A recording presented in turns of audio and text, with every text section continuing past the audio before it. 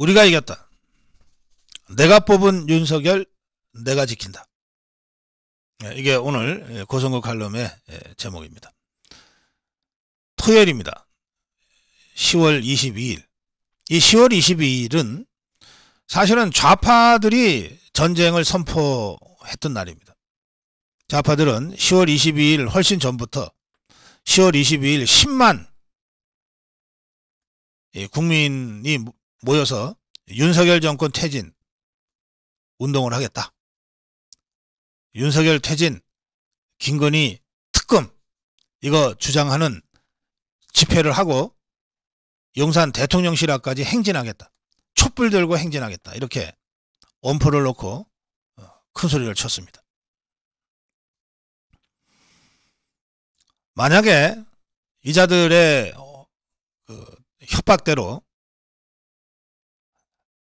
시내에서 촛불을 든 10만이 그 어두운 밤에 촛불을 들고 용산 대통령실 앞까지 행진을 해서 대통령실 앞에서 윤석열 퇴진, 김건희 특검을 외치는 사태가 실제로 벌어졌다면 이거는 매우 심각한 상황이 전개됐을 가능성이 많습니다.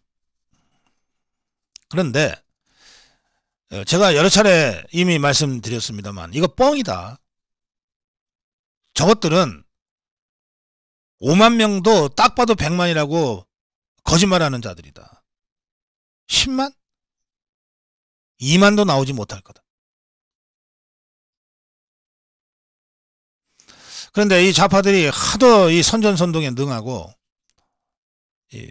주장하는 이 내용들이 황당하지만 그러나 5년 전에 우리가 바로 그런 황당한 좌파들의 별것도 아닌 이 협박에 속수무책 당해서 우리 대통령을 잃고 정권을 빼앗긴 것을 생각하면 저것들 별거는 아니지만 그러나 경시해서는 안 된다. 우리도 어떤 형태로든 적극 대응해야 한다. 이런 여론들이 지난주에 형성이 됐습니다. 그래서 10월 22일 저 좌파들의 촛불 난동을 원천 저지하고 초전 박살내기 위한 자유파 집회들이 조직이 되기 시작했습니다. 그리고 마침내 10월 22일 날이 밝았고 하루 내내 모든 우리 국민들이 긴장을 하면서 이 사태를 함께 겪었습니다. 저는 윤석열 대통령도 대통령실도 적어도 10월 22일만큼은 긴장을 하면서 이 사태 전개를 지켜봤을 거라고 생각합니다. 그런데 결론부터 말씀드리면 우리 자유파 국민들이 저 좌파들의 촛불 난동을 초전박살 원천 봉쇄해 버렸습니다. 우리가 이겼습니다. 그냥 이긴 게 아니라 완승, 완벽하게 승리했고 압승, 압도적으로 승리했습니다. 압도적으로 승리한 첫 번째 요소는 우리가 저 좌파 촛불 난동 세력보다 우리 자유파가 최소한 2배, 3배, 제 느낌으로는 5배 이상 더 모였기 때문입니다. 제가 10월 22일 오후 1시 한 40분쯤부터 광화문에서 취재를 시작했고 그 동아면세점 앞에서 취재를 시작했고 그리고 동아면세점 앞만 취재한 것이 아니라 길 건너편 저 좌파들이 모여있는 그 남대문 쪽 그리고 서울역 우리 자유파 집회가 열렸던 서울역 그리고 삼각지 일대까지 한 8시간 정도 제가 현장에서 취재를 했습니다.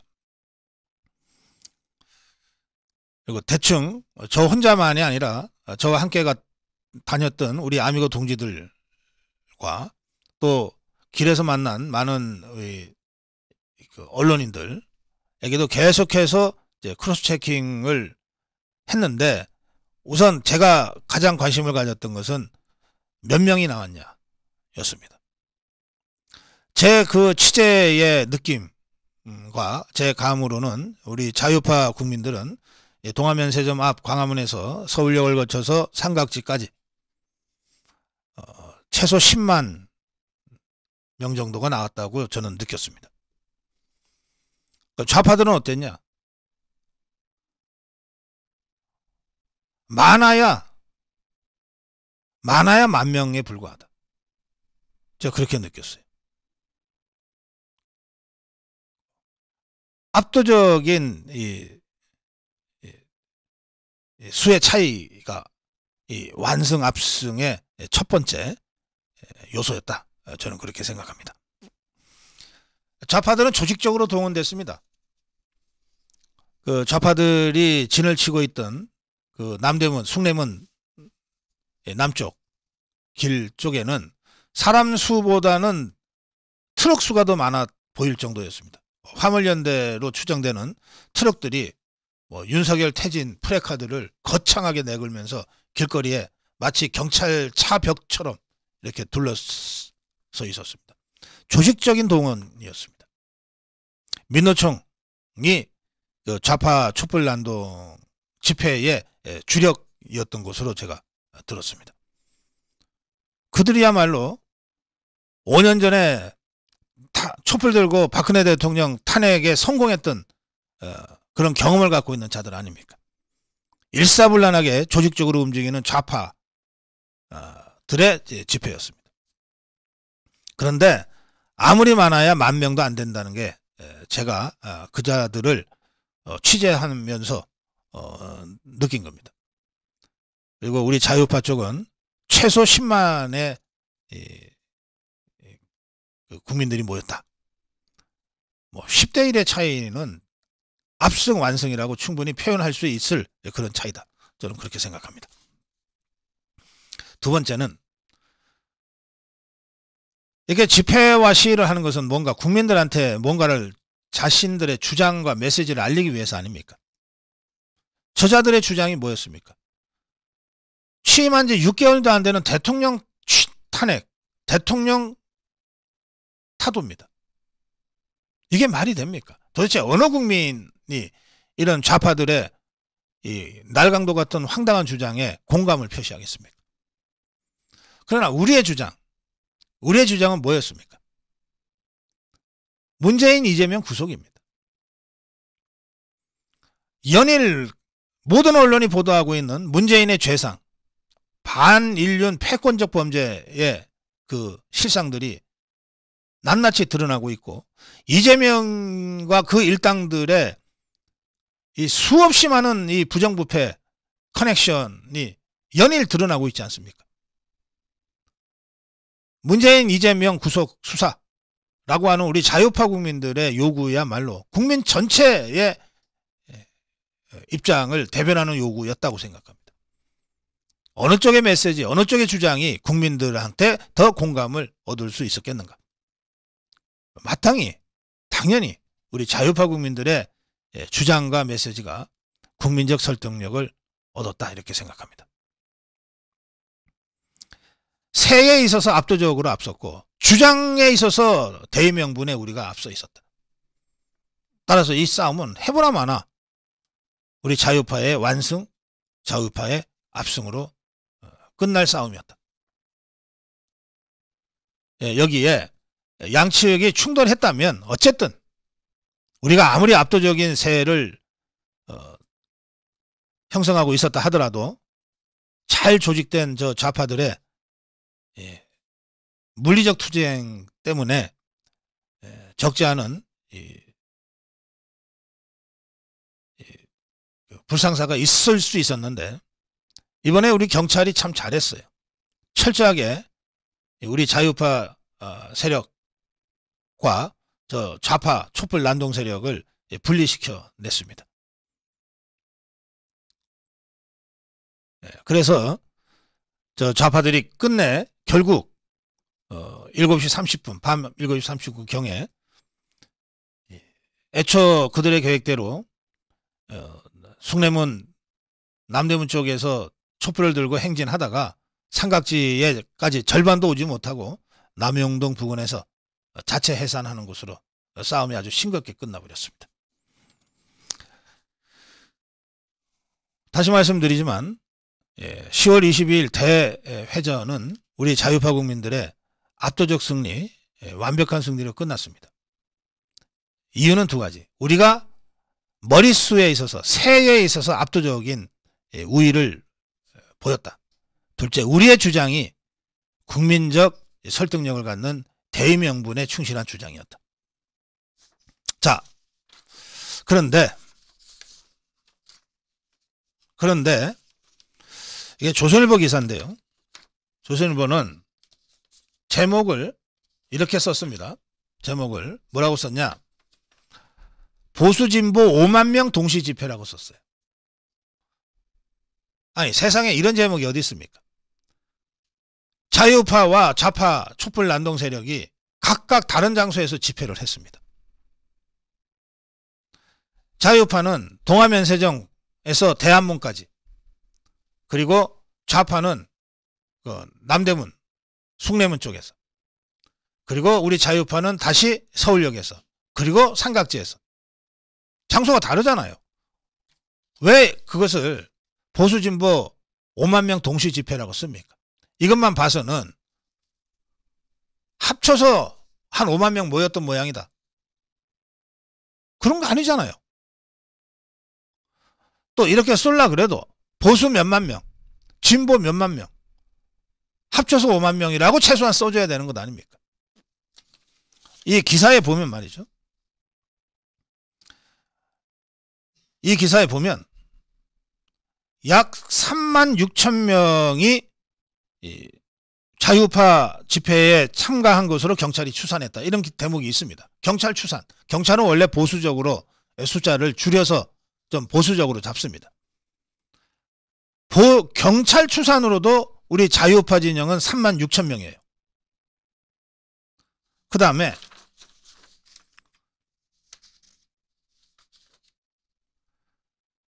경찰 추산으로 뭐 당초 7천 명 정도 참석할 것으로 예상했지만 2배 넘는 16,000명이 참석했다. 좌파가.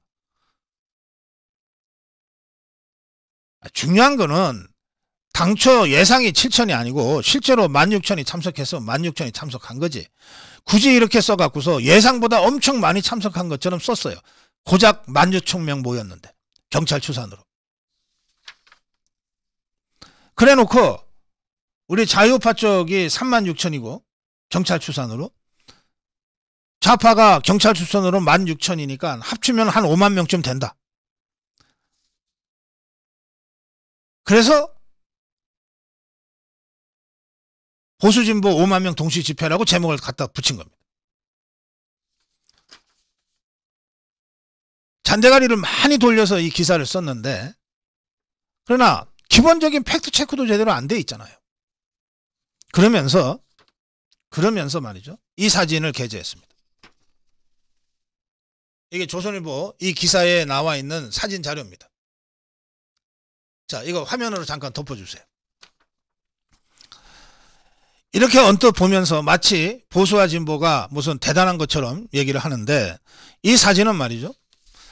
사진 그 화면에 좌상단 쪽이 좌파 모임입니다. 저게 남대문이 보이잖아요. 남대문 쪽에 이 화면에 좌상단 쪽에 있는 게 좌파들 모임이에요. 저건 몇 명 됩니까? 제가 저기를 들어가서 취재했어요. 밖에서 봤어요. 많아야 10,000명입니다. 그거하고 지금 화면 하단 부분, 화면 하단 부분에 있는 부분이 우리 자유파 집회에 모인 사람들인데요. 여기는 집회의 끝부분만 지금 사진을 찍은 겁니다. 여기가 대한문 앞인데요. 여기서부터 시작해서 동화면세정까지, 이 화면에는 보이지 않는 화면 아래쪽으로 동화면세정까지 계속해서 저런 규모의 그 그 자유파 국민들이 참석을 했습니다. 그리고 동화면세점에 주연단이 있었기 때문에 갈수록 사람들이 더 많이 모여 있었어요. 그러니까 지금 화면에 나오는 우리 자유파 진영의 사진은 이 집회의 맨 끝부분에 해당됩니다. 그거를 저렇게 잘라가지고 마치 화면 저 좌상단에 있는 저 좌파 집회하고 화면에 그 하단에 있는 우파 자유우파 집회가 뭐 어슷비슷한 정도로 모인 것처럼 사진을 만들어 놨어요. 5년 전에 박근혜 대통령의 탄핵을 둘러싸고 우리 자유파와 좌파가 광화문에서 매번 격돌했는데 그때도 늘 보면 좌파들은 듬성듬성 앉아서 촛불을 드는 밤 사진을 보여주고 태극기 세력의 집회는 집회가 끝난 다음에 밤에는 우리가 안 했으니까 낮에 집회하고 밤에 어둑어둑해지면서 이제 자리가 파질 그 무렵에 완전히 무슨 잔치 뒷자리 같은 모습만 화면으로 담아가지고서 이 촛불 난동 세력이 압도적 다수인 것처럼 그렇게 화면들을 조작해서 방송하지 않았습니까? 모든 언론이 그랬어요. 저는 이번 이 조선일보의 이 사진도 그런 이 5년 전에 이 사진을 조작하면서 보도했던 모든 언론들의 그 잘못된 보도 행태와 뭐가 다르냐 싶은 생각이 듭니다. 이렇게라도 해서 보수 진보가 마치 어슷비슷한 세를 형성한 것처럼 그림으로도 보여주고 제목에다가도 보수 진보 합쳐서 5만이라고 쓰고 뭐가 그렇게 겁납니까? 왜 사실을 사실대로 얘기를 못해요? 자유우파 10만, 조직동원된 좌파 만, 게임도 안 돼서 이것들이 행진계획도 중간에 중단하고 자진해산했다. 이건 자유우파의 압도적인 승리다. 왜 이렇게 객관적 팩트 아닙니까? 왜 그걸 그렇게 못 씁니까? 뭐가 그렇게 겁나고 쫄아요?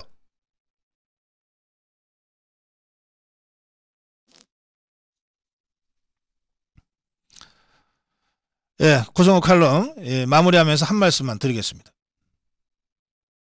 이제 시작입니다. 좌파들이 이 한 번에 이 패배에 물러설 자들이 아닙니다.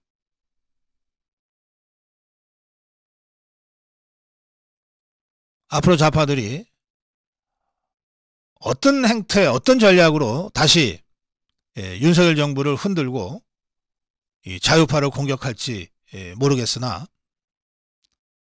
언제든 우리 자유파는 당당하게 압도적 다수의 힘으로 좌파들의 잔대가리 꼼수, 공작을 초전박살 해내야 됩니다.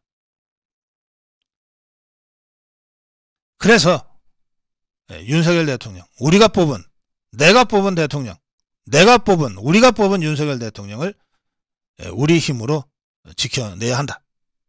그 말씀을 오늘 고성호 칼럼의 결론으로 말씀드리겠습니다. 시간이 아침 방송 10시가 거의 다 돼 옵니다만 오늘 여러분께 한 10분 정도 시간을 더 저와 함께 해주시기를 부탁드리는데요. 이제 고성호 칼럼을 끝내고 저희들이 10월 20일 현장에 나가서 취재했던 영상 한 5분 정도 되는 영상을 보내드리면서 영상을 보고 나서 제가 이 집회 취재 과정에서 느꼈던 몇 가지 말씀을 좀 여러분께 마저 드리도록 하겠습니다. 끝까지 함께 해주시면 좋겠습니다.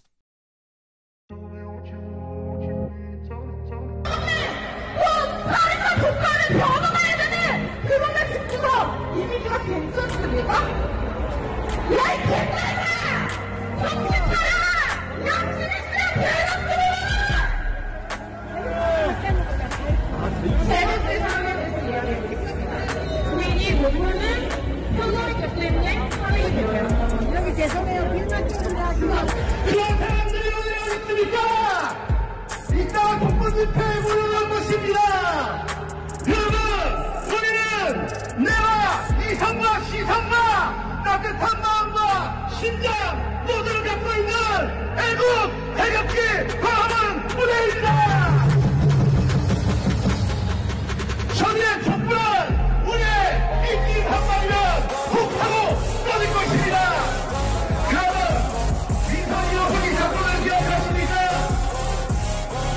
이분이 생기로 한번 거듭 시기에 우리 사람이 잘못했다고 할 수 있고 국민들을 속여 인정이 나오게 하지 않습니까? 그것은 세 번째 거듭 시기에 더 이상 실수도 멈추라는 것도 아닙니다. 그거는 속인답니다. 공범이 되는 것입니다.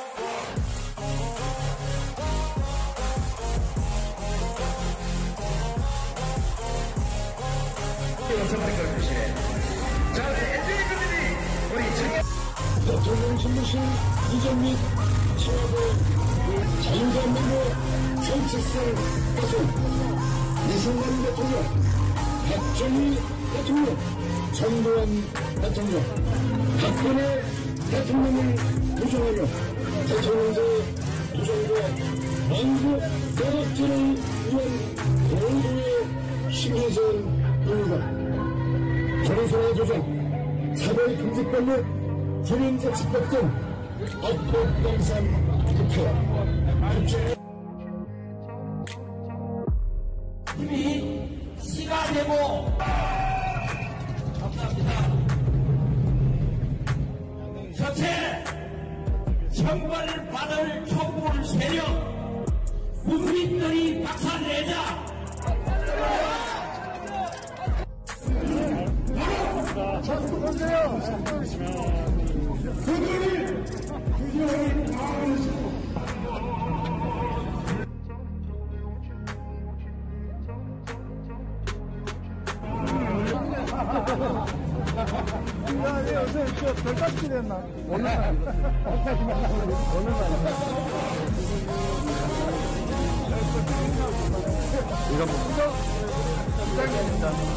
오늘 승리하겠습니다.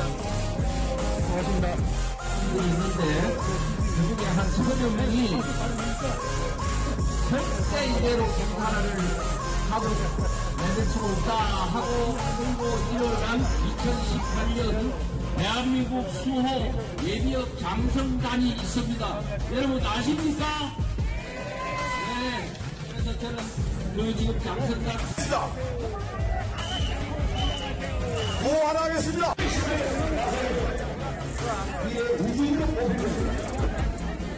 얘기를 여기에 하려는 아니고 윤석열이의 그 협동적인 삶을 보고 민주당에서 미국 고라바에서 손을 뺏겼는데 US 빨리 빼자 이 새끼야. US 뉴스가 있어. 여기에 지난 10월 19일 날짜로 세계 국민을 내겠는데 중국, 러시아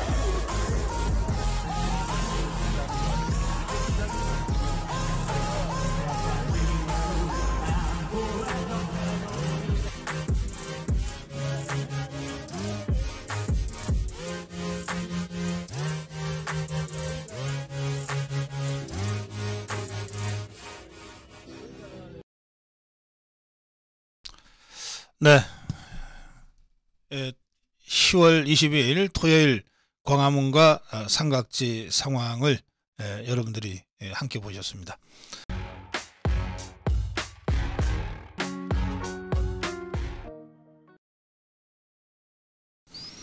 여론조사가 오염되면 정치도 오염된다.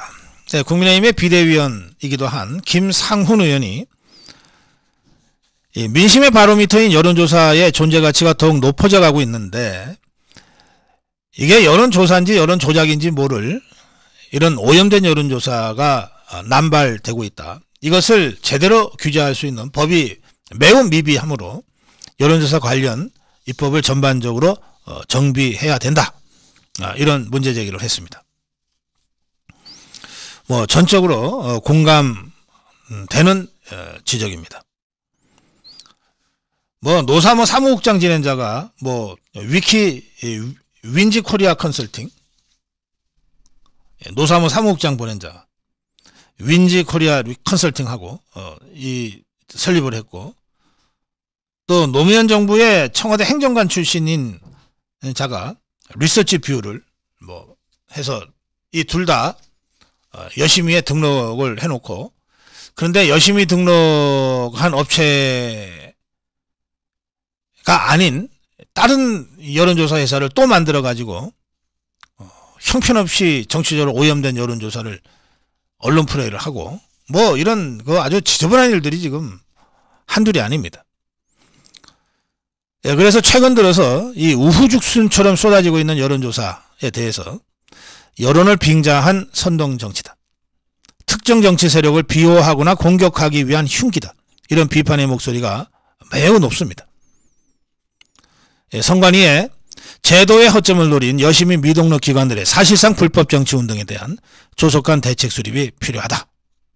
예, 우리나라의 선거와 정치에 여론조사가 도입되고 그 여론조사의 힘, 과학의 힘에 의거해서 어려웠던 선거를 역전시켜서 대승을 거뒀던 최초의 선거가 1996년 총선이었습니다.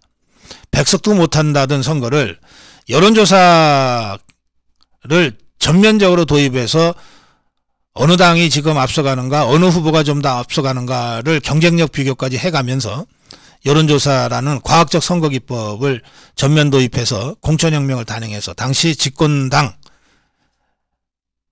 신한국당의 현역 의원 교체율 42%를 기록하면서 공천혁명으로 연결시키고, 이걸 통해서 백석도 못한다는 절망적인 전망을 딛고 139석의 대승을 거뒀던 선거, 이것이 1996년 총선이었습니다.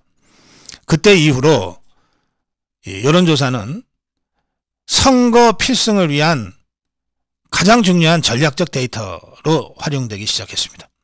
그런데 SNS가 전면적으로 정치에 영향력을 미치게 된 한 10년 전부터는 선거의 데이터베이스로 여론조사가 활용되는 것이 아니라 선동정치의 수단으로 여론정치가 오염되기 시작했어요. 그래서 지금은 그 오염이 하도 심해서 어떤 여론조사도 믿지 못하게끔 돼버렸습니다. 지금 당장 윤석열 대통령 지지율 맨날 20% 후반 30% 초반 나오는데 이거 어떻게 믿습니까? 예, 그래서 많은 분들이 저를 만날 때 저한테, 아니 우리 자유파는 왜 여론조사 하나 제대로 못하냐, 맨날 좌파들한테 맡기고 좌파들이 발표하는 여론조사에 끌려다니고 그 정도 능력도 없냐 우파는, 이런 그 질책의 말씀들을 많이 하셨어요.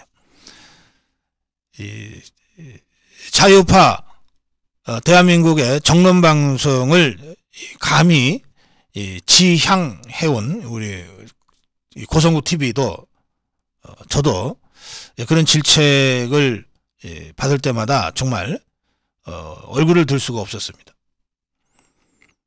사실 이 여론조사는 한 번에서 되는 것이 아니고, 적어도 뭐 일주일에 한 번씩 저 돈 많은 좌파 여론조사 회사처럼 그렇게는 못하더라도 한 달에 한 번 정도는 정기적으로, 또는 최소한 2주일에 한 번 정도는 정기적으로 조사를 쭉 해나가면서 추세를 보고 이렇게 해야 의미 있는 여론조사가 되기 때문에 적지 않은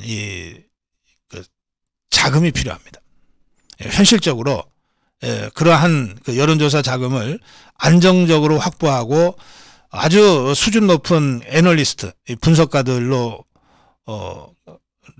하여금 분석하게 하고 이렇게 하고 언론에 발표하고 하는 것들이 그 생각보다 그 쉽지 않은 일이고, 그래서 저희도 그동안 생각은 있었지만 엄두를 제대로 내지 못했는데, 지난 대선 때는 저희가 그래서 그 여론조사 회사 손잡고 한 2달 독자적인 여론조사를 수행하고 또 그 결과를 발표하면서 했다가 그 부담이 계속 가중돼서 저희들이 대선 승리 후에는 일단 중단한 상태입니다. 최근 여러분들의 질책을 듣고 저도 여러 가지 좀 고민하고 있습니다. 꼭 자유파에 유리하게 편향된 조사를 하자, 좌파처럼 그런 거 해서는 안 됩니다. 그거는 우리 스스로를 속이는 겁니다. 그게 아니고 좌든 우든 간에 객관적이고 공정하고 독립적이고, 그러면서 정말 이 시점에 꼭 필요한 국민 여론을 확인하는 그런 여론조사 회사를, 좋은 여론조사 회사와 손잡고 수준 높은 애널리스트 분석가들과 손잡고 안정적으로 지속적으로 해나가는 것이 꼭 필요합니다. 저희가 고민을 시작했고요. 제가 너무 말이 앞서 나가면 약속을 지키지 못할 것 같아서 더 이상 자세하게는 말씀드리지 못하겠습니다만, 어쨌든 내년에는 적어도 정치적으로 오염되지 않은, 그리고 한국 정치를 과학적 방식으로 업그레이드 시켜 나갈 수 있는 그런 조사가 가능해지도록, 현실화되도록 최대한 노력해 보겠다, 노력하고 있다, 이 말씀만 드리겠습니다. 자, 오늘 고성국 칼럼 여기서 마무리하겠습니다.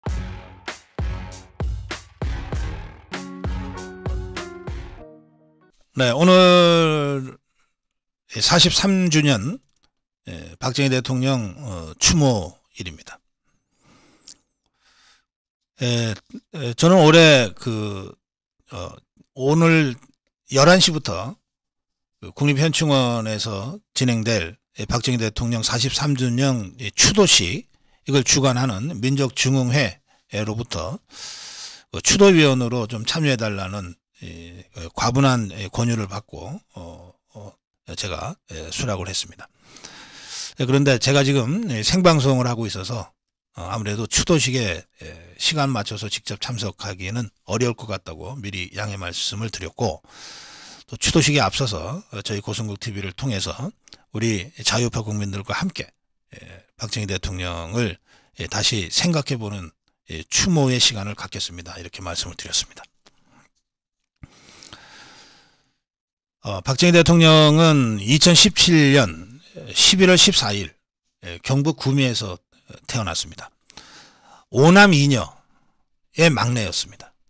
근데 뭐 당시에 다들 그렇게 살았습니다만 정말 집이 찢어지게 가난해서, 그래서 그 어머니가 7번째 아이를 임신했는데 도저히 아이를 낳을 형편이 못 돼서, 그 당시에는 아이를 지운다 그러잖아요. 낙태하는 방법이 뭐 병원을 갑니까? 어떻게 합니까?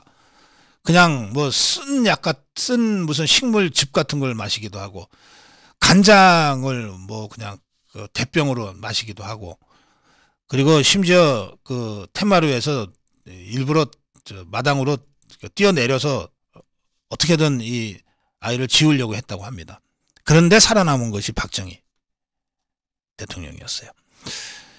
이게 당시에 뭐 다들 그렇게 어렵게들 살았습니다. 박정희 대통령은 이 어머니 뱃속에서부터 생존을 위한 투쟁을 했던 것 같아요. 그래 그런지 태어나서도 아주 새까맣고 체구가 조그맣고 내내 그래서 단신으로 평생을 사셨어요.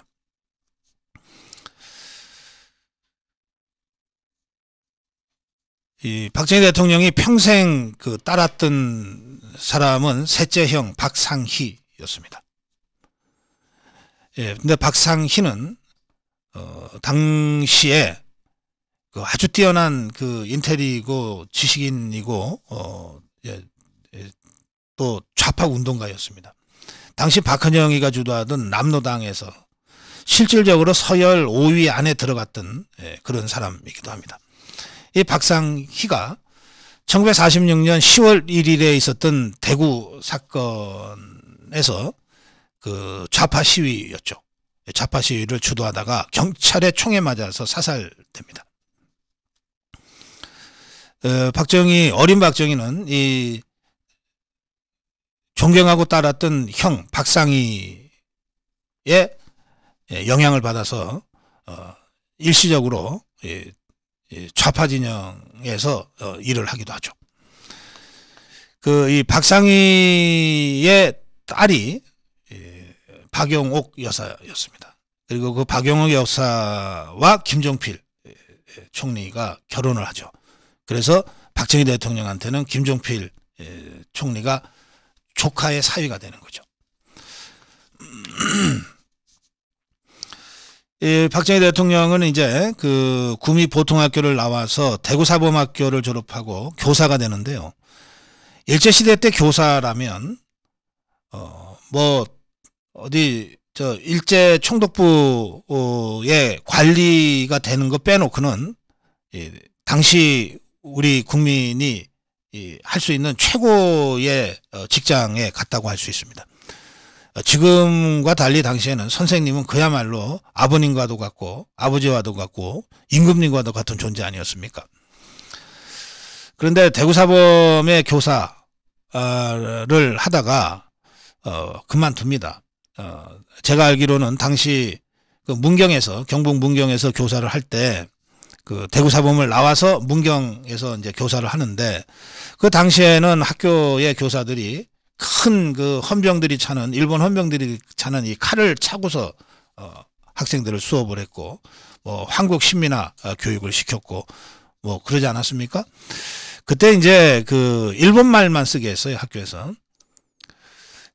그 과정에서 이제 우리말을 무심결에 쓴 이 학생을 혼내는 일본인 교사에 맞서서 싸우고 뭐 그런 과정을 겪으면서 아마 교사라고 하는 이 자리에 여러 가지 회의가 들었던 모양입니다.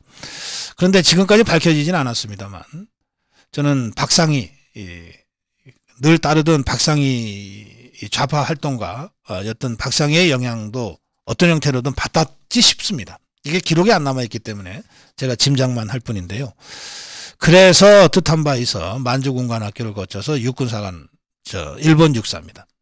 로 진학을 하고 그런데 실제로는 그 만주에 파견돼서 한 번의 전투도 하지 않은 상태에서 해방을 맞이하게 되고 그래서 광복군으로 편입이 됩니다. 그리고 1946년 국방경비대 창설을 거쳐서 대한민국 국군이 되는 거죠. 그런데 1948년에 제주도 4.3 사건을 진압하기 위한 국방경비대의 그 훈련이 여수 순천 지역에서 있었는데 그 여수 순천 지역에서 그 국방경비대에 침투해 있던 당시 이게 남로당 프락치들이 여수 순천 반란 사건을 일으킵니다. 그런데 이 사건에 연루돼서 김창룡 특무대에 체포되죠. 그리고 뭐 사형이 확실시 되는 상황이었습니다. 그런데 그 박정희의 그 뛰어난 그 능력과 또 강직한 인품을 아는 선배들이 나서서 적극적으로 박정희 구명 운동을 합니다. 당시에 박정희를 구명하는데 앞장섰던 사람이 정일권 전 총리였고 그리고 김창룡 특무대장이었어요. 직접 수사를 했던 김창룡 특무대장이 이 사람 죽이기에는 아깝다. 그 죽음의 사선을 왔다 갔다 하는 그 상황에서 결국 1심 무기징역으로 나오고 감형이 돼서 있는 상황에서 6.25 전쟁이 터집니다. 그러자 뭐 매일처럼 죽어나가는 그 전쟁터에서 박정희는 다시 그 군에서 이제 복무하게 됩니다. 정보국 일과장으로 일합니다. 그 당시까지는 아직 그 군인 신분은 아니고 민간인으로 군에서 일하는 정보국 일과장 일을 하고 그리고 결국 다시 군에 복귀해서 1953년에 준장으로 진급합니다. 그리고 1961년에 648기 김종필 등이 이끄는 648기와 손을 잡고 5.16 군사정변을 일으키고 1963년에 민정이양 후 윤보성과의 대결에서 15만여 표 차이로 이겨서 대한민국 대통령에 취임합니다. 그리고 1972년에 10월 유신을 단행하고 1979년 10월 16일 43년 전 오늘입니다. 중앙정보부장 김재규의 흉탄에 피격당해 61세로 서거합니다. 길지 않았어요. 그 인생이 길지 않았습니다. 1963년 1961년부터 사실상 이제 정권을 잡았다고 치면 1961년부터 1979년 43년 전 오늘 서거할 때까지 18년간 대한민국을 통치했습니다. 박정희 대통령의 그 전 인생을 관통하는 것은 두 가지였습니다. 하나는 공산당과의 투쟁입니다. 공산주의와의 투쟁, 공산당과의 투쟁입니다. 박상희, 셋째형 박상희로부터 영향을 받아서 일찍 공산당이 무엇인지 관심을 갖게 됐고 실제로 공산당에 몸을 담기도 했던 남로당이죠. 그 박정희 대통령이었기 때문에 좌익이 어떤 것인지 그들의 전략 전술은 어떤 것인지를 가장 잘 알았던 정치인이었습니다. 그래서 1961년 정권을 잡고 나서 당시 군사정변 세력 5.16 혁명 세력이 가장 먼저 내세웠던 것이 반공입니다. 반공. 그 후 대통령이 서거하기 때까지 이 18년은 단 한순간도 긴장을 멈추지 못하는 김일성 체제, 공산당과의 이념전쟁이고 체제경쟁이었습니다. 1970년에 김일성이가 지금까지의 막스레닌주의, 모택동주의 다 버리고 김일성 주체사상으로 완전히 신적인 존재로 독재체제를 구축하자 여기에 맞서서 투쟁하지 않을 수 없는, 여기에 맞서서 경쟁하지 않을 수 없는 박정희 대통령이 유신체제를 단행해서 김일성의 유일사상 체계에 대항하는 대한민국 체제 정비를 합니다. 김일성이는 박정희 대통령을 직접 암살단을 보내서 죽이려고 2번 시도했습니다. 알려지지 않은 사건은 그보다 훨씬 많습니다만 우리가 알고 있는 사건만 해도 2번입니다. 첫 번째는 1968년 1월 21일 김신조 등 31명의 특수부대를 내려보내서 청와대 뒷산까지 침투했다가 김신조 한 사람만 남고 다 사살당했습니다. 그 몇 년 후인 1974년 8월 15일에는 조총련을 통해서 문생왕이라는 자를 내보내서 권총으로 박정희 대통령을 죽이려고 했습니다. 그 문생왕의 흉탄에 박정희 대통령이 아니라 옆에 앉아있던 유경수 여사가 이제 서거합니다.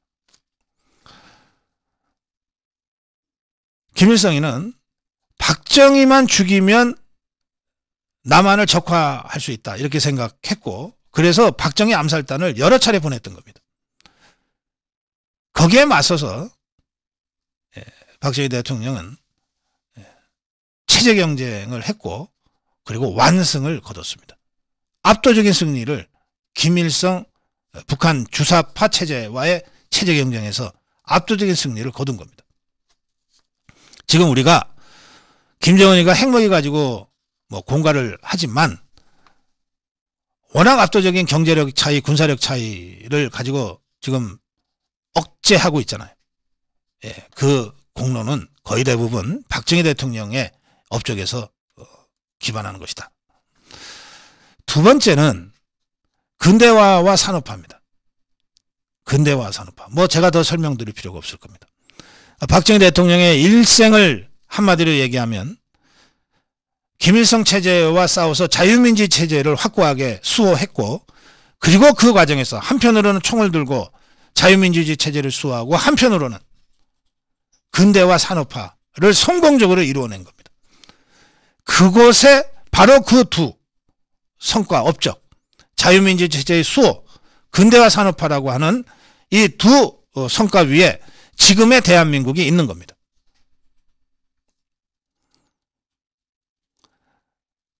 공삼 07과삼, 공은 7이요 과는 셋이다, 뭐 이런 얘기들을 등소평이가 마오쩌둥한테 하는 바람에 많이들 인고에 회자됐습니다만, 저는 박정희 대통령도 과가 있을 수 있다. 그런데 그 공과 과를 객관적으로 보면 공구 과 1이다. 그렇게 평가합니다. 공구 과 1이다. 이 과 1에 해당되는 부분은 박근혜 대통령이 당신의 아버지였던 박정희 대통령과 관련해서 이렇게 2021년 대선 과정에서 이렇게 얘기한 적이 있습니다. 5.16 군사정변, 10월 유신, 그리고 통역당 사건, 이 셋은 대한민국의 헌법 가치를 훼손한 사건이었다.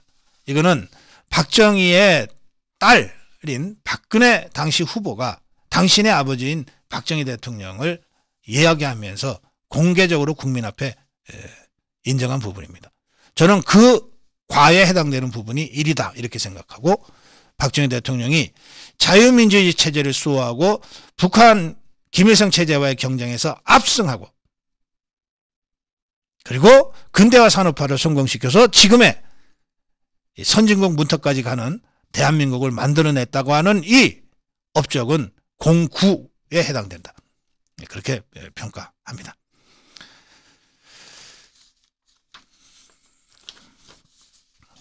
박정희 대통령은 인간적으로는 굉장히 좀 말할 수 없는 이 고통을 겪으면서 60일년의 생애를 보냈던 것 같습니다. 유경수 여사가 흉탄에 쓰러지고 나서 유경수 여사를 보내면서 박정희 대통령이 지은 시가 있습니다. 유경수 여사를 그리면서 박정희 대통령이 지은 시가 있어요. 지난번에 8.15 기념 저희들이 음악회를 했는데 그때 나왔던 노래입니다. 님이 고이 잠든 곳에. 제가 노래를 틀어드릴 수는 없어서 가사만 한번 읽어보겠습니다. 유경수 여사를 그리며 박정희 대통령이 직접 지은 시입니다. 님이 고이 잠든 곳에 방초만 우거졌네.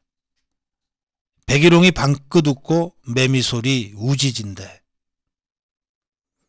그대는 내가 온 줄 아는지 모르는지 무궁화도 백일홍도 제철이면 찾아오고 무심한 매미들도 여름이면 또 오는데 인생은 어찌하여 한 번 가면 못 오는고. 님이 고이 잠든 곳에 라는 제목의 시고요. 이 시에 곡이 만들어져서 조수미도 또 바리톤, 여러 바리톤 작가, 가수들도 이 노래를 불렀습니다. 지금 여러분들 유튜브에 님이 고이 잠든 곳에 하고 바리톤의 목소리로 베이스 바리톤의 목소리가 더 좋겠습니다. 이 노래를 한번 틀고 그리고 박정희 대통령 역사의 거인 정치 지도자로서의 박정희 뿐만 아니라 사랑하는 아내를 먼저 떠나보낸 인간 박정희의 그 깊은 마음까지도 함께 느끼시면서 박정희 대통령을 추모하시면 좋겠습니다. 제가 잠시 일어나서 여러분들하고 추모하는 묵념을 함께 하고 싶은데요. 예, 추모 묵념 하면서 오늘 아침 방송 마무리하겠습니다.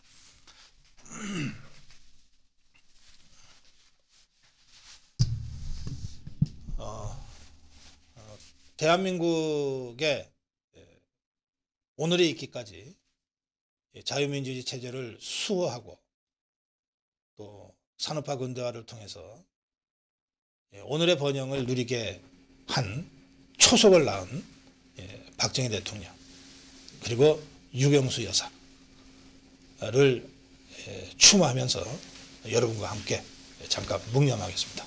일동 묵념.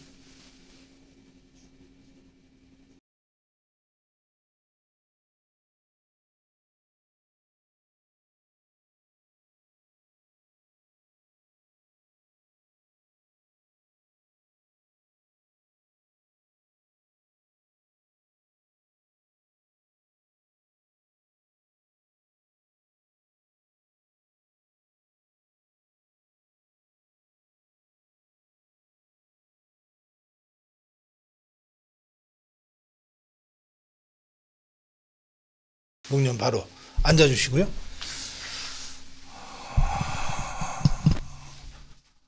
박정희 대통령을 추모하고 유경수 여사를 추모하면서 따님 박근혜 대통령 조속한 건강 회복과 다시 국민 앞에 나설 때를 기다리면서 이 시간 마무리하겠습니다. 여러분 고맙습니다.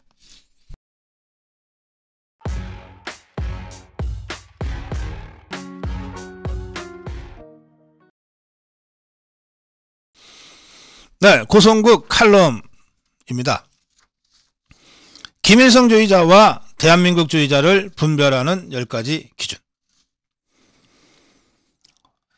예전에 제가 국민학교 다닐 때, 중학교 다닐 때까지, 저는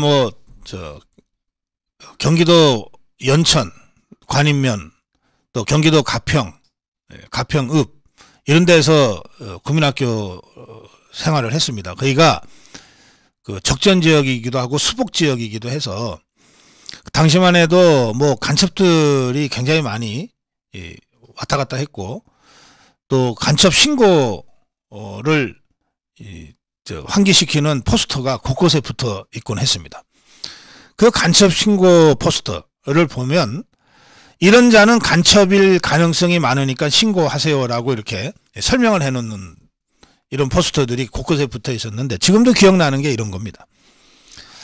새벽에 산에서 내려오는 사람. 그렇죠. 새벽에 산에서 내려오는 사람은 뭔가 비정상적이죠. 또는 계속 주변을 두리번하고 살피면서 다니는 사람. 이런 거동수상자는 신고하라 이겁니다. 또 신발에 진흙이 잔뜩 묻어 있거나 계절과 유행에 전혀 안 맞는 옷을 입고 다니는 사람도 조금 거동이 수상한 사람일 수 있으니까 신고하라. 제가 어릴 때 기억에 남아있는 간첩 신고 거동 수상자를 설명하는 포스터 내용이었어요. 그런데 요즘은 간첩들이 이런 간첩들 없죠. 아니 옷이야 우리 서민들보다 훨씬 말쑥하고 깔끔하게 비싼 옷 입고 다닐 거고, 아니 새벽에 산에서 내려오는 김일성 주의자가 어디 있겠어요. 좋은 집에서 공작공하고 또 여기저기서 돈벌이 해갖고서 잘 먹고 잘 살면서 간첩질 하죠. 말하자면 한 50년 전에는 이게 외형적 이상을 가지고 우리가 간첩을 식별을 했는데 지금은 외형은 우리보다 더 깔끔하게 다닐 겁니다. 이 간첩들이. 586들이 오죽 잘 먹고 잘 삽니까? 586 주사파들이 말이죠. 그래서 이 김일성주의자를 판별하는 것은 외형으로는 안 된다. 이맛박에 김일성이라고 써붙이고 다니는 것도 아니다.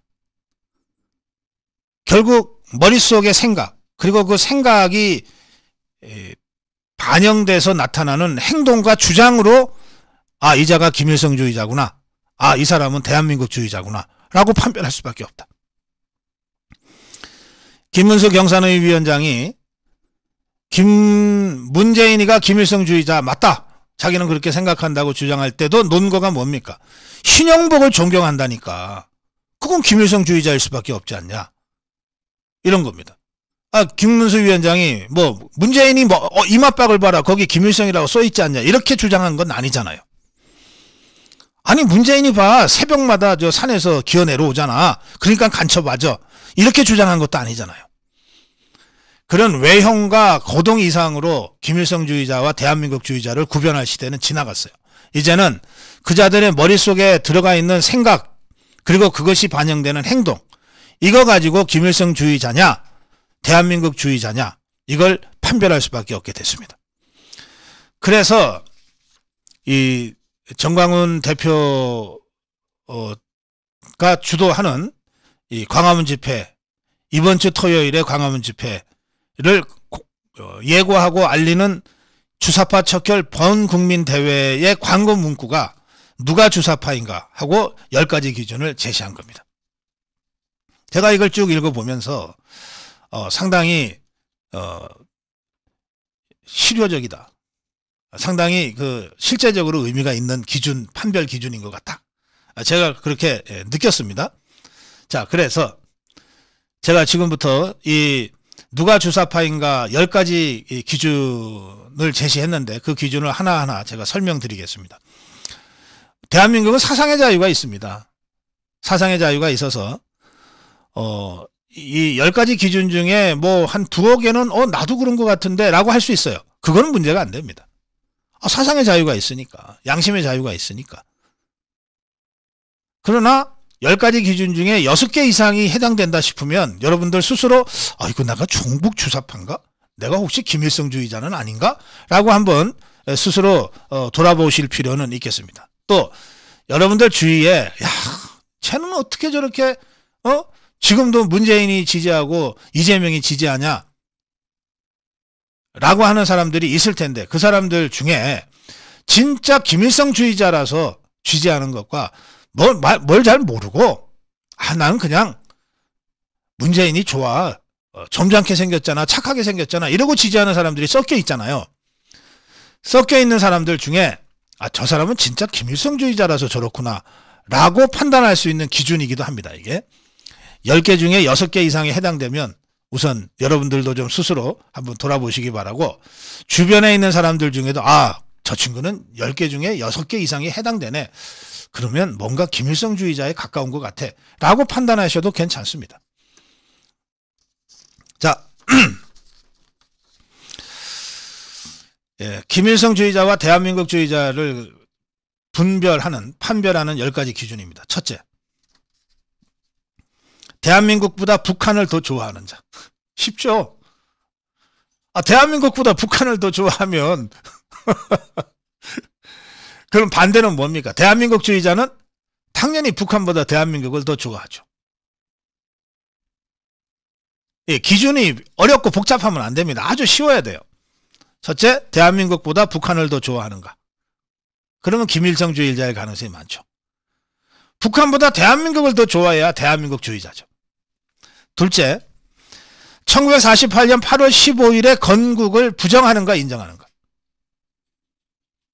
대한민국이라는 나라는 자유민주주의, 시장경제, 법치라고 하는 이 헌법가치로서 세워진 대한민국이라는 나라는 1948년 8월 15일 날 건국된 겁니다.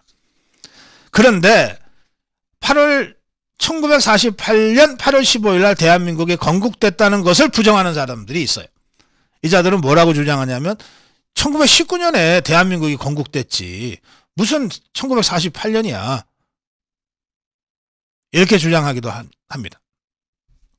또 1948년 8월 15일 날은 대한민국 정부가 수립된 것이지 대한민국 국가가 건국된 날은 아니야. 그리고 당시에는 북한이 더 정통성이 있었어. 남한 정부보다. 이렇게 주장하는 자들입니다. 세 번째는 김일성, 김정일, 김정은 3부자를 추종하는 자. 이게 이런 겁니다. 나 추종한다 이러고 다니는 게 아니에요. 아이, 김일성이가 그래도 항일 무장투쟁하면서 일제시대 때는 최고의 독립운동가였대잖아. 이렇게 얘기하는 거예요. 얘 애들한테 잘 먹히는 그 정교조 교육법이죠. 야, 김일성 장군만이 일본 놈들을 실제로 격퇴시켰대. 어떻게 격퇴시켰나요? 아니, 그 백두산 밀령에서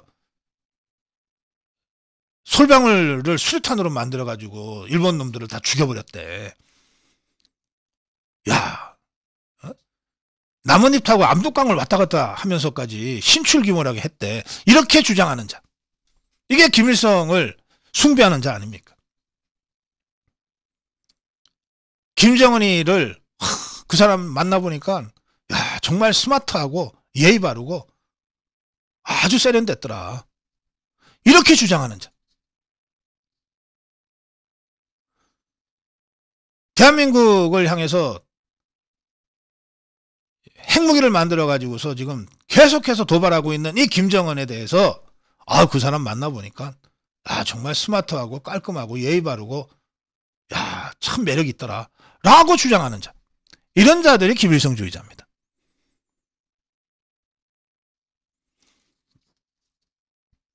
김일성이를 만나서 눈물을 자기도 모르게 펑펑 흘리는 자. 감격에 겨워서. 문익환이 같은 자.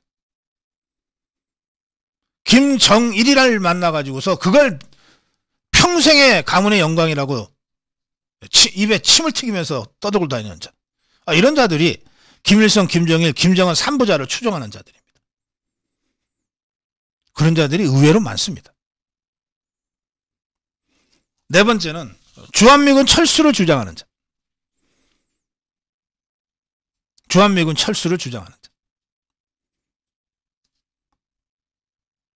주한미군은 그야말로 우리 대한민국이 거의 지구상에서 사라질 뻔한 6.25 전쟁에서 간신히 역전의 발판을 만들어서 주한미군과 함께 만들어서 지켜내는 거지 않습니까?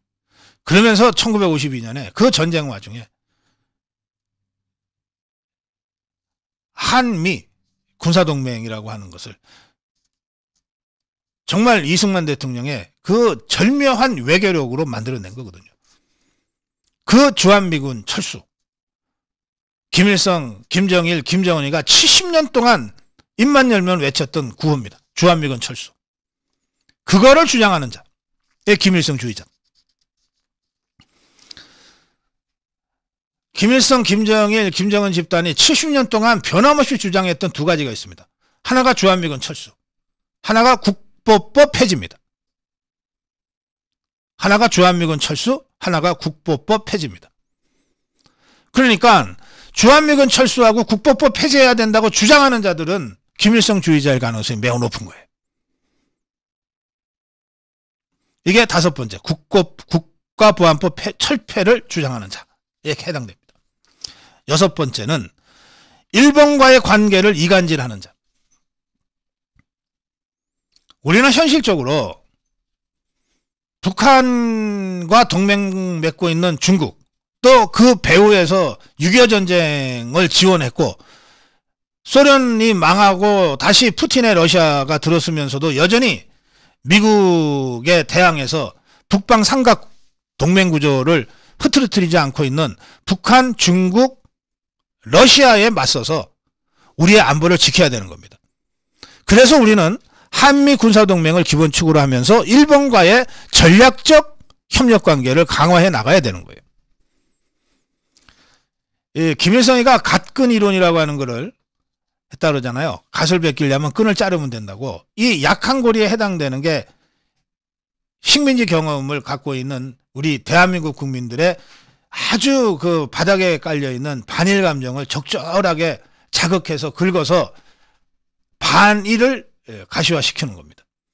그래서 한미일 삼각체제로 똘똘 뭉쳐서 공동대응해야 되는데 한국과 일본의 이 반일, 혐한 이것들이 조장이 되면서 한일 간의 관계에 이상 징후가 나타나면 한미일 삼각체제가 쩔뚝쩔뚝거리게 되는 거죠.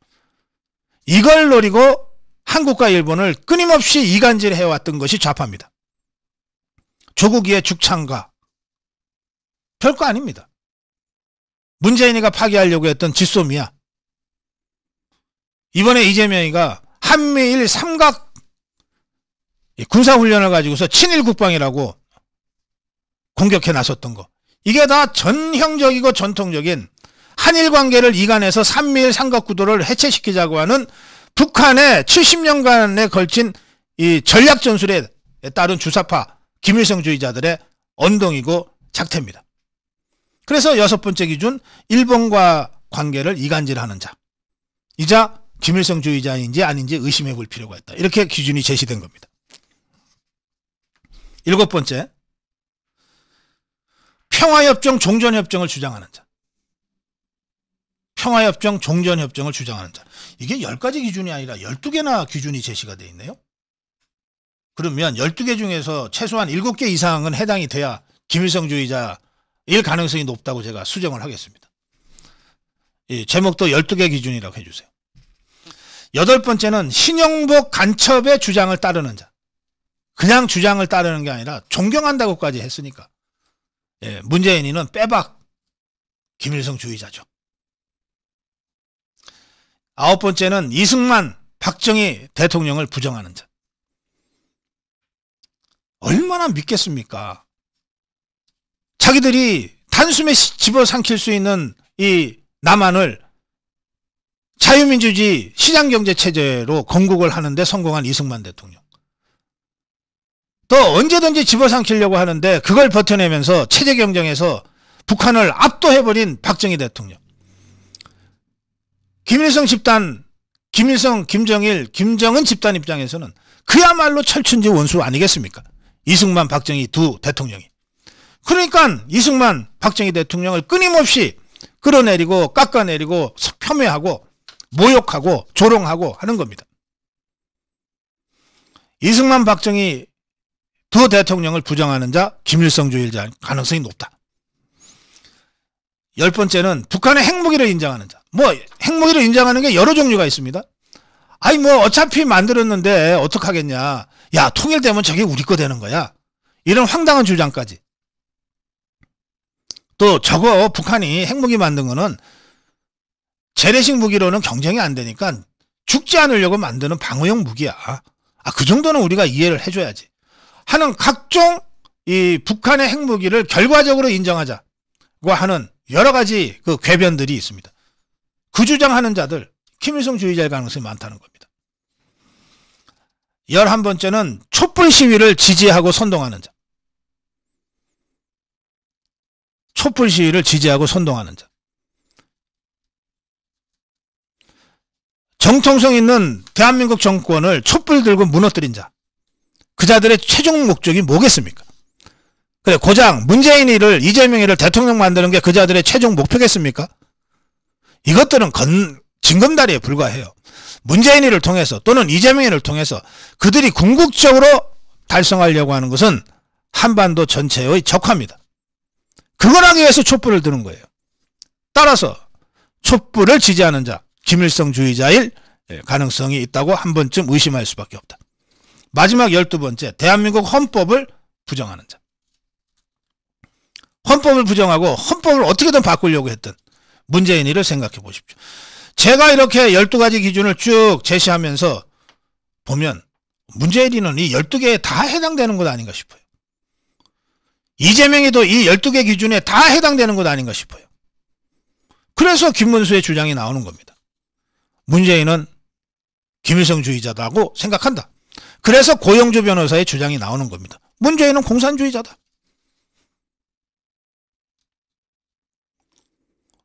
이 12가지 기준으로 여러분 김일성주의자와 대한민국주의자를 제대로 판별하고 분별해내는 판단력을 여러분들 각자가 좀 키워야 되겠습니다. 고성국 칼럼이었습니다.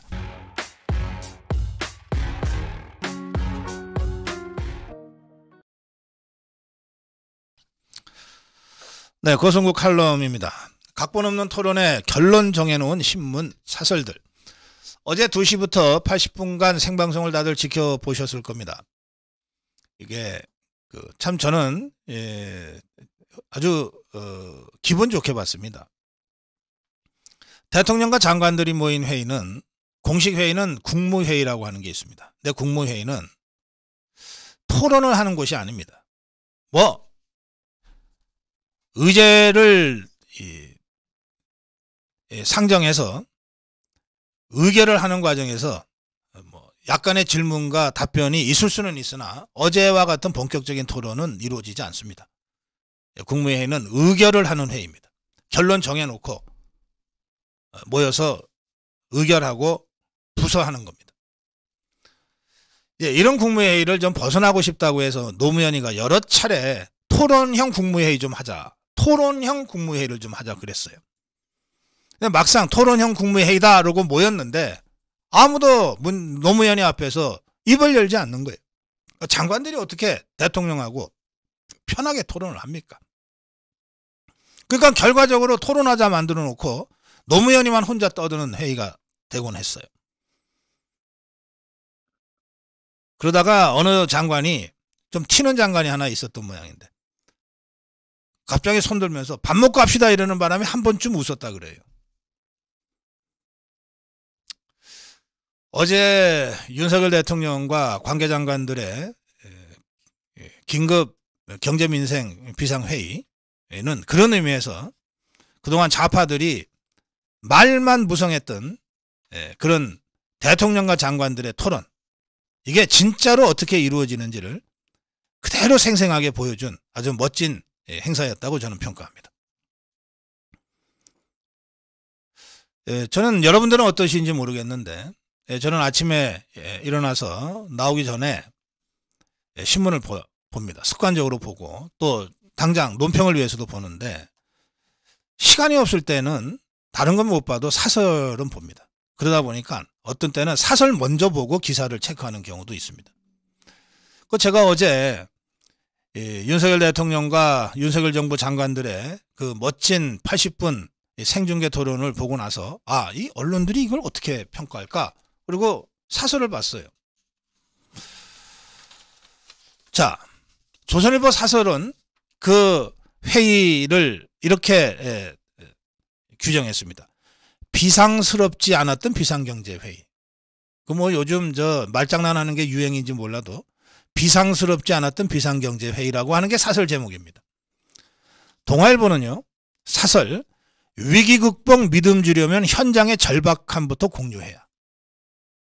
다 아주 시니컬한 이 제목의 사설을 갖다 붙였습니다. 어제 생방송을 보지 못하고 또 주요 기사 중에 생방송 관련 기사를 보지 못하고 저같이 시간이 없어서 사설만 본 사람들은 어제 뭐가 좀 있었던 모양인데 별 볼 일 없었던 모양이네 라고 느낄 수밖에 없잖아요. 자, 그러면 사설에서 이렇게 썼다면 그러면 보도도 별것 아닌데 비상스럽지도 않고 절박함도 별로 없는 회의인데 대통령이 장관들 데리고 쇼한 모양이다 라고 생각했다는 뜻이니까 그러면 이런 거가 주요 기사로 다뤄지겠습니까? 그냥 사이드에 스트레이트로 대통령 관련 기사니까 한 5단짜리 기사 써주고 말겠죠. 그런데 실제로는 어땠습니까? 여러분 조선일보 보셨죠? 전면 일면 탑, 이게 토론에서 나온 내용입니다. 15억 넘는 아파트도 주담대 허용, 주택담보대출 허용. 이게 경제 관련 뉴스고 정책 관련 뉴스인데 보통 일면탑에는 경제정책 관련 뉴스가 잘 안 올라갑니다. 얼마나 중요했으면 또 얼마나 충격적이었으면 이걸 대문짝만하게 일면탑으로 올렸겠어요. 동아일보는 어떤가 봤습니다. 마찬가지입니다. 서울 15억 넘는 아파트도 주담대 받는다. 이게 동아일보의 일면탑이에요. 이건 뭡니까? 기사 가치가 있다는 것 아닙니까? 매우 중요한 뉴스가 어제 TV 토론을 통해서 만들어졌다는 거 아닙니까? 요즘 같은 세상에 대통령실에서 이거 좀 탑으로 해주세요라고 했겠습니까? 지것들이 알아서 이건 기사거리가 돼. 이거 중요한 뉴스야. 라고 생각해서 일면탑으로 올린 거 아니에요. 그래 놓고서 사설에서는 비상스럽지 않았던 비상경제회의라고 시니컬하게 비꼬기는 하고 믿음 주려면 현장의 절박함부터 공유해야 되는데 그런 절박함이 없는 회의였다고 깎아내리고 있지 않습니까? 그래서 제가 이 자들은 말이지 미리 결론 정해놓고 생방송 봤던 것 같다. 생방송 보기도 전에 사설부터 쏘는 것 아닌가 하는 의심까지 들 정도입니다. 일면 탑에 이렇게 때려놓고서 어떻게 사설에서 이런 식으로 비꼬기나 합니까? 그래서 제가 제목을 이렇게 달았어요. 각본 없는 토론, 제대로 보지도 않고 결론부터 정해놓고 사설 쓴 것 아니냐. 어제 여러분들 보셔서 아시겠지만 어제 무슨 정책 발표하는 자리가 아닙니다.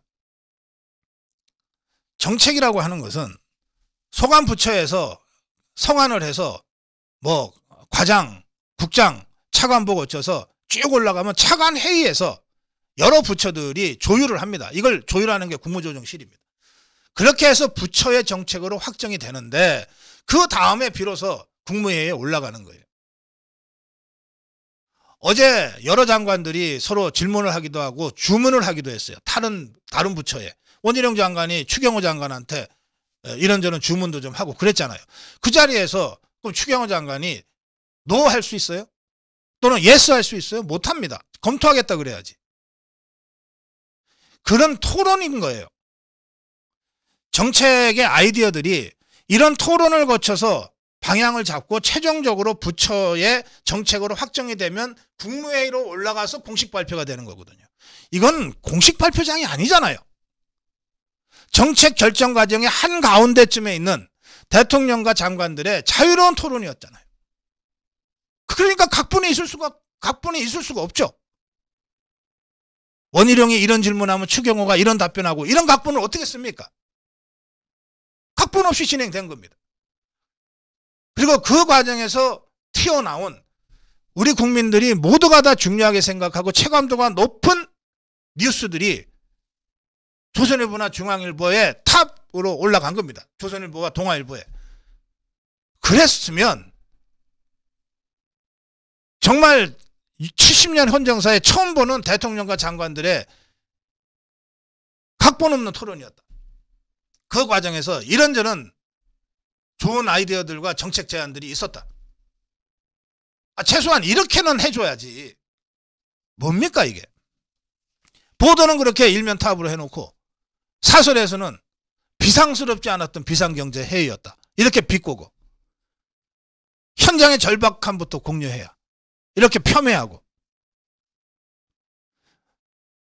대통령은 장관들과 함께 정말 각본 없이 지금의 경제위기, 민생위기를 극복하기 위해서 머리를 맞대고 다 열어놓고 토론을 하는데 막상 그것을 보도하는 언론이라고 하는 자들이 결론 정해놓고 어떻게 비하하고 폄하하고 깎아내릴지 비꼴지나 조롱이나 할지 생각하면서 그걸 다른 것도 아니고 사설에다가 이렇게 제목으로 씁니까?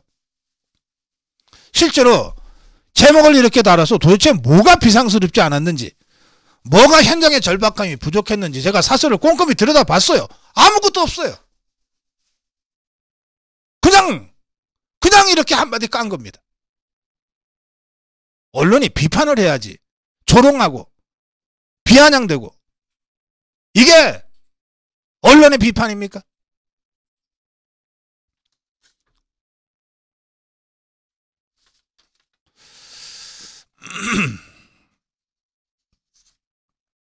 예, 어제 이 토론회